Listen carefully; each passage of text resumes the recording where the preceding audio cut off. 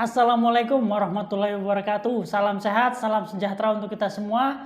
Apa kabar teman-teman? Semoga teman-teman dalam keadaan baik, sehat selalu tentunya, dan tetap semangat untuk terus mengikuti informasi seputar sepak bola Timnas Indonesia. Dua laga di ronde keempat kualifikasi Piala Dunia 2026 tidak satu pun dimenangkan oleh Timnas Indonesia, dan alhasil Garuda harus menerima kenyataan pahit tersingkir dari ajang bergengsi yaitu Piala Dunia 2026.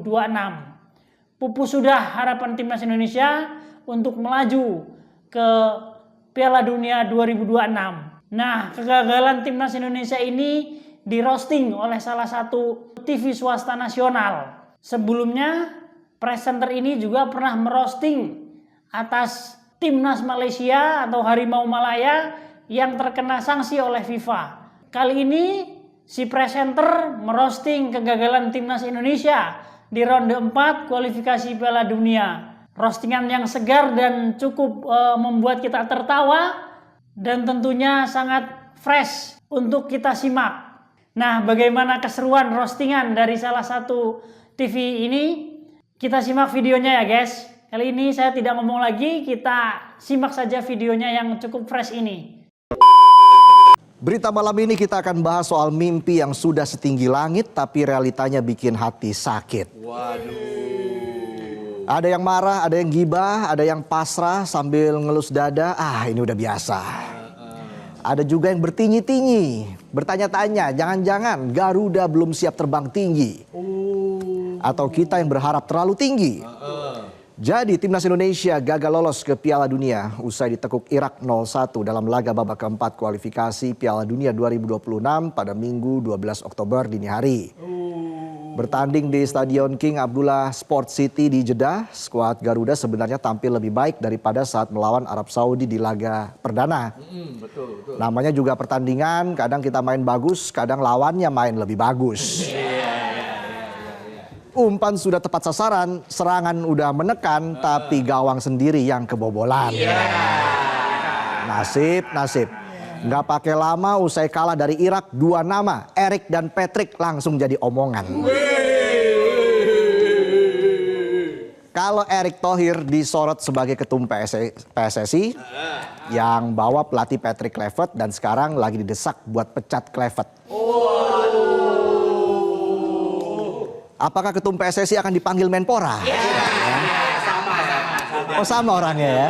Lupa saya. Rangkap-rangkap sih jabatannya. Jabatan apa fotokopi KTP rangkap-rangkap ya. Sementara kalau bahas Patrick Kluivert sebagai juru racik Timnas Indonesia yang dibahas banyak, evaluasinya numpuk.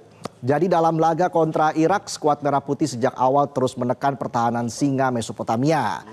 Tapi sampai lebih dari 1 jam skor masih kacamata, mainnya tekan terus. Udah kayak lagi deketin gebetan tapi cintanya bertepuk sebelah tangan. Udah usaha pol-polan tapi nggak pernah jadian. Di tengah kebuntuan, satu kesalahan malah bikin gawang Martin Pas kebobolan.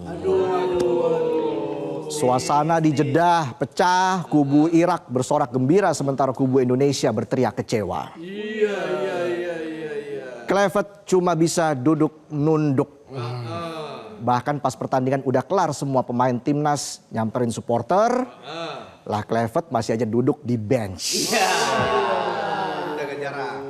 Lagi nggak mood apa emang nggak punya attitude? Dengan kekalahan timnas Indonesia, Kluivert dinilai gagal mewujudkan mimpi timnas dan masyarakat Indonesia. Tentu masyarakat masih ingat abis pecat STY dan rekrut Kluivert. Dulu dengan congkak PSSI bilang ini adalah tim kepelatihan terbaik. Faktanya kebalik. Tumpah harapan kita. Bukannya bikin skuad Garuda terbang menembus langit, malah transit terus putar balik. Pelatih yang katanya terbaik bukannya angkat trofi, malah angkat koper. Mudik ke Belanda. Nggak cuma pemain timnas yang sedih, masyarakat juga sedih, kecewa sekaligus marah. Karena kapan lagi timnas Indonesia bisa punya peluang sedekat itu dengan Piala Dunia? Jarak 180 menit yang sangat menentukan harusnya dimanfaatkan dengan menyusun strategi matang di lapangan dan meracik pemain andalan untuk diturunkan. Betul, harusnya. Bukan malah pakai strategi dan formasi untuk bahan percobaan. Buat timnas kok coba-coba. Ingat, 2 laga di Jeddah itu bukan sekedar pertandingan tapi laga hidup mati. Betul. Ada prestasi, mimpi, dan harga diri yang kalau diurus asal-asalan jelas kalah dan bikin emosi. Iya, pastinya. Jadi setelah Garuda kalah sama Singa Mesopotamia, tagar Kluivert out langsung trending di mana-mana. Tagarnya jadi trending topik, orangnya malah mudik. Timnasnya jadi acak-acakan, pelatihnya kabur-kaburan. Di medsos netizen pakai tagar itu buat curhat. Banyak yang kecewa sama strategi dan pilihan pemain yang diramu Kluivert di 2 laga krusial itu. Strategi Kluivert dinilai nggak tepat dan terkesan coba-coba, ibarat masak sate bukannya dibakar malah direbus. Cari ramuan baru. Cari ramuan baru. Jangankan yang makan, ayam kalau lihat langsung kaget. Tahu nggak gimana kalau ayam kaget? Ayam. Kenapa gua direbus? Kan mau dibikin sate. Ayam. Terus pilihan dan penempatan posisi pemain juga lebih ngacak dari ramalan zodiak. Sayap jadi back, pelari culture jadi striker jadi penonton. Niatnya total football, endingnya total jebol. Total gagal. Ya wajar masyarakat Indonesia emosi, harapannya tinggi, pelatihnya malah ngasal atur strategi. Iya. Tapi emosi netizen Indonesia juga wajib kita evaluasi karena ada sebagian yang salah arah. Misalnya anak Patrick Kluivert, Justin Kluivert, gak ikutan atur strategi, ikutan jadi sasaran emosi. Jangan dong, iya. Justin Kluivert sampai mematikan kolom komentar di Instagramnya. Emosi boleh tapi jangan serang anaknya, kan kasihan dia gak ikut-ikutan. Betul. Emosi juga harus jaga attitude, jangan kayak Kluivert attitude-nya butut. Supporter di lapangan gak disalamin, kalah pertandingan malah mudik ke Belanda, bikin klarifikasi, muter-muter kayak kincir angin. Merespon emosi masyarakat dan netizen Indonesia, Patrick Kluivert akhirnya bikin surat terbuka yang diposting di akun Instagramnya.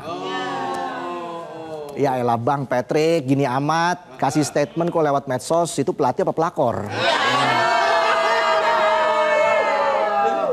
Gak pakai bilang maaf, Kluivert bilang kalau kegagalan timnas jadi tanggung jawab penuh dirinya sebagai pelatih kepala. Dia juga bilang meski gagal langkah timnas Indonesia sampai babak keempat kualifikasi Piala Dunia sudah jadi pencapaian bersejarah. Sekaligus standar baru yang perlu dijaga. Standar apaan Bang? Standar gagal. Apa standar coba-coba? Apa standar samping? Buat parkir kali. Parkir kegagalan. Udah kalah Kluivert seolah masih bangga sama pencapaiannya. Pakai bawa-bawa ranking FIFA. Dia bilang Arab dan Irak itu di posisi 59 dan 58 FIFA, sementara Indonesia di posisi 118 FIFA. Tapi kita masih bisa bertanding fantastis. Come on, Boy ada simpatinya dikit. Bilang maaf kek. Ini malah ngomongin ranking. Situ mau lolos Piala Dunia apa lolos seleksi kuliah? Iya, betul. Sekarang mau Patrick masih di Belanda, di Indonesia, atau di Bikini Bottom terserah. Beda Patrick. Yang penting harus segera evaluasi kinerja. Karena dengan lenyapnya mimpi Indonesia ke Piala Dunia, Kluivert berarti sudah gagal capai target yang dikasih PSSI. Masa depan Kluivert bersama timnas Indonesia juga harus ditentukan. Mau lanjut apa out? Manajer timnas Sumarji bilang kalau keputusan terkait masa depan Kluivert bakal diputuskan di rapat Exco PSSI setelah dilakukan evaluasi yang menyeluruh. Sumarji juga janji bakal blak-blakan terkait evaluasi timnas Indonesia dalam rapat Exco PSSI. Ya semoga beneran dievaluasi. Jangan rapat isinya cuma ngopi, Sekarang galak bilang bakal belak-belakan, giliran ketum PSSI ambil alih rapat, semua sepakat. Evaluasi sudah sepatutnya dilakukan dan harus segera dijalankan. Karena sepak bola di level kualifikasi Piala Dunia, kelas permainan sudah beda. Harus benar-benar profesional, nggak bisa ngasal dan haram hukumnya coba-coba. Apalagi sampai jadi blunder. Karena harga yang dibayar sangat mahal. Apalagi kalau anak panas jangan coba-coba kan. Sama ini juga formasi jangan coba-coba. Dia mengatur rencana, gerak salah semua. Oke, kita lanjut lagi. Sementara itu Kluivert bilang belum tahu apakah harus mundur atau melanjutkan kerjasama dengan Timnas Indonesia hingga masa kontraknya habis pada 2027 mendatang. Gak usah mikirin kontrak bang. PSSI siap kok bayar penaltinya. Bisa nggak ya? Bayar penalti STI aja bisa. Sebelum bahas lebih jauh, mending kita lihat dulu detail-detail yang bikin Timnas Indonesia keok di babak keempat kualifikasi Piala Dunia 2026. Terutama blunder yang dilakukan Patrick Kluivert sebagai peracik tim. Soalnya Coach Kluivert ini suka coba resep baru, cuma yang PD-nya kebanyakan, golnya kedikitan. Omongannya tinggi banget. Nggak takut nyantol di satelit. Jadi sorotan ke Kluivert sebenarnya udah muncul sejak Timnas Indonesia keok dari Arab Saudi. Bukan cuma kalah tapi mainnya juga kayak main gobak sodor. Banyakan lari daripada giring bola. Kita yang nonton juga berasa kayak nonton drama Cina. Ekspektasinya tinggi, ditungguin sampai habis malah lanjut part 2. Pas nonton part 2 sama aja kayak part 1, sama-sama kalah. Jadi netizen menilai faktor penentuan pemain jadi sumber masalah. Salah satunya menempatkan Yaakob Sayuri yang biasanya jadi gelandang sayap, penyerang sayap, malah ditugasin jadi fullback.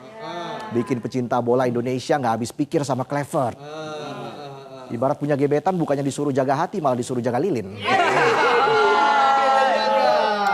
Emangnya mau ngepet?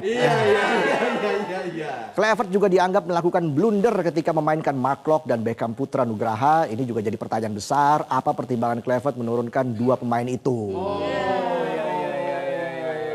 Kalau ditanya saya, ya udah tahu saya. Kok nanya saya? Namanya juga lagi coba-coba. Selain itu Kluivert juga dinilai blunder karena tetap memainkan Klok hingga 90 menit. Padahal dalam beberapa momen Mark Klok kalah duel di lini tengah. Kluivert udah kayak gebetan bucin, udah tahu toksik, udah jelas nggak sehat, masih aja dipertahanin. Ujung-ujungnya galau, overthinking, kabur. Bisa aja Poverches dingin. Tapi tiga pemain itu nggak bisa sepenuhnya disalahkan. Masalah utama ada di struktur permainan tim yang belum solid dan gaya bermain yang diterapkan Patrick Kluivert. Ibarat hubungan situationship. Pemuncrat. Situationship. Yang salah bukan orangnya tapi emang rencananya yang nggak jelas. Mau serius belum siap nikah. Mau putus tapi masih butuh asupan dana. Ya udahlah jalanin aja, yang penting Rolexnya jangan disuruh balikin. Sementara di laga melawan Irak, sorotan mengarah pada keputusan taktis Kluivert. Strategi 4-2-3-1 yang dipertahankan Kluivert dinilai nggak tepat karena lini tengah Irak tertutup rapat. Lalu soal keputusan pergantian pemain yang lambat dan gak berdampak. Terus pemilihan lini depan, Mauro Zylstra dirasa kurang efektif alias melempem bukan karena skill tapi karena Mauro baru kelar naturalisasi dan baru 2 kali main bareng timnas. Itu pun di laga uji coba. Jadi chemistry dan kesamaan visi belum sesuai. Ya ibarat baru jadian tapi udah dituntut ngerti semua. Harus tahu hobinya apa, makanan favoritnya apa. Kalau bangun tidur nguap dulu apa kentut dulu. Sikat gigi atas bawah apa kiri kanan. Ternyata melingkar. ChatGPT aja nyerah tuh. Selain gagal ke Piala Dunia, 2 kekalahan di Jeddah juga bikin tren buruk Patrick Kluivert soal laga tandang makin parah. Tercatat Kluivert belum pernah meraih kemenangan dalam laga tandang bersama timnas Indonesia. Pada laga tandang pertama di babak ketiga kualifikasi Piala Dunia, kalah 1-5 pas lawan Australia, lanjut dibantai 0-6 sama Jepang. Sekarang ditambah 2 kekalahan dari Arab Saudi dan Irak. Gak cuma itu, timnas Indonesia juga kebobolan 15 gol dalam 4 laga tandang tersebut. Kalau cuma jago kandang, percuma impor pelatih dari Belanda. Dan kalau gini terus bisa-bisa Garuda jadi lovebird, beli sepasang terus dikandangin. Jangan dong, jangan. Jangan sampai seperti itu kan. Iya. Terus dikandangin dijual lah gitu lovebird. Jangan dong, jangan. Pengamat sepak bola Anton Sanjoyo menilai kegagalan ini tidak lepas dari kesalahan PSSI dalam memilih sosok pelatih. Bung Joy bilang Kluivert bukan figur yang tepat buat memimpin skuad Garuda, terlebih dengan rekam jejak kepelatihannya yang tidak begitu meyakinkan. Ibarat orang nggak bisa baca peta, nekat pergi keluar kota. Buka Google Map, bukannya sampai tujuan malah nyasar ke kuburan. Aduh. Dan memang kalau kita korek-korek lebih dalam, rekam jejak Kluivert sebagai pelatih emang nggak bagus-bagus amat. Karirnya pernah melatih di sana-sini, tapi di level timnas masih minim prestasi. Tapi kalau kata Exco PSSI Arya Sinulinga, Kluivert itu beda. Kluivert itu pelatih terbaik yang pernah dimiliki timnas. Arya juga bilang gak lolos Piala Dunia itu takdir.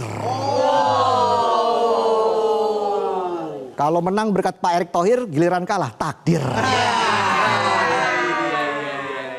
Kluivert tercatat pernah menjabat asisten pelatih Belanda pada 2012 hingga 2014, kemudian jadi pelatih timnas Curaçao pada 2015 hingga 2016. Dan juga pernah menjadi asisten pelatih Kamerun pada 2018 hingga 2019. Tapi Kluivert belum pernah membawa tim nasional berkompetisi di turnamen besar. Jangankan Piala Dunia, di level regional aja nggak pernah. Terakhir Kluivert melatih Adana Demirspor di Liga Turki, tapi cuma 1,5 tahun karena kontraknya diputus karena performa buruk. Bayangin cuma sekali menang dari 6 laga terakhir. Sama klub Liga Turki dibilang buruk, tapi buat PSSI tetap terbaik buat timnas. Yang penting bisa hadir di malam Natal. Kendala bahasa di ruang ganti urusan nanti. Emangnya ada kendala bahasa ya? Udah nggak ada kayaknya. Orang udah makan keju semua. Dan kalau kita ambil contoh rekam jejaknya di timnas Curaçao, paling pas dengan posisi Patrick Kluivert di timnas Indonesia, posisinya sama-sama menjabat pelatih kepala. Jadi saat dilatih Kluivert, prestasi Curaçao biasa-biasa aja. Tapi setelah ditinggal Kluivert, timnas Curaçao malah berpeluang besar lolos ke Piala Dunia 2026. Curaçao saat ini memimpin klasemen grup B di babak ketiga kualifikasi Piala Dunia 2026 zona CONCACAF. Balik lagi ke performa Kluivert melatih timnas Indonesia yang terus menuai kritik. Bahkan kritik juga datang dari pengamat sepak bola asal Belanda, Valentin Dresen. Dalam kolomnya di The Telegraph, dia menilai mantan striker Ajax Amsterdam itu gagal total dan gak pantas melatih skuad Garuda. Dresen bilang kekalahan dari Irak jelas membuktikan kalau pelatih asal Belanda itu gagal mengelola potensi tim dengan baik. Sekarang masyarakat Indonesia tinggal menunggu nasib Kluivert yang bakal diputuskan dalam rapat Exco PSSI. Meski gagal mewujudkan mimpi tampil di Piala Dunia, perjuangan timnas Indonesia belum berakhir. Kini perhatian tertuju pada ajang regional yang sudah menanti di depan mata, yaitu Piala AFF 2026. Dari level dunia kembali ke Asia Tenggara. Ketemu lagi sama Harimau Malaya. Piala AFF 2026 menjadi ajang terdekat untuk Indonesia. Turnamen ini akan menjadi panggung penting bagi skuad Garuda untuk menebus kekecewaan setelah gagal lolos ke Piala Dunia. Fakta menariknya, sepanjang sejarah penyelenggaraan, timnas Indonesia belum pernah menjadi juara Piala AFF, mentok runner up. Ya, dari sini mungkin kita harus belajar sadar kalau mimpi jangan ketinggian, takutnya nyangkut di sutet, kesetrum. Terus jatuh susah bangun lagi. Iya, benar lah. Dengan skuad muda yang mulai terbentuk dan pengalaman para pemain naturalisasi, publik berharap 2026 bisa menjadi momen kebangkitan dan pembuktian. Amin. Kegagalan di kualifikasi Piala Dunia diharapkan menjadi pelajaran untuk tampil lebih solid dan tajam di level regional. Tapi nggak cukup cuma bibit muda dan pemain naturalisasi. Harus diingat juga timnas yang handal lahir dari kompetisi yang baik dan profesional. Betul, sepakat. Dari data yang dirilis AFC Mei lalu, Liga 1 Indonesia masih tertahan di peringkat 25 Asia. Bahkan kalau dikerucutkan di zona timur, Liga 1 nyungsep ke peringkat 11. Bahkan di kompetisi kasta tertinggi Asia, Asian Champions League Elite, Liga 1 nggak dapat slot, cuma dapat slot di kompetisi kasta kedua dan kasta ketiga. Namanya doang Liga 1 tapi kastanya nggak nomor 1. Rankingnya aja 25. Sama kayak Liga Indonesia baru, namanya baru, isinya orang-orang lama.